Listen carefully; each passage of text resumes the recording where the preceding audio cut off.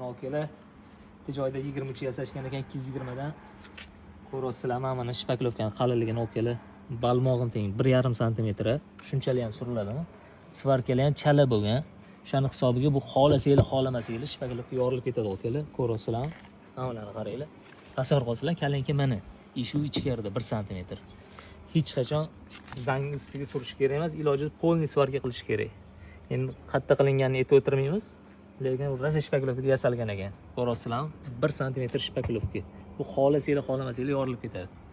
Uni ustiga bunaqa detallarga stiklovat ishlatilmaydi, alyumin ishlatish kerak okalar. Bu xohlasanglar ham havo oqib ketadi. Jumli bo'lganini hisobiga. O'shanga hushyor bo'lmasanglar, mana qaranglar, palaqsa bo'lib ketayotganini. Dahshat. Hammasi olib tashlash kerak bu shpaklovkalarni.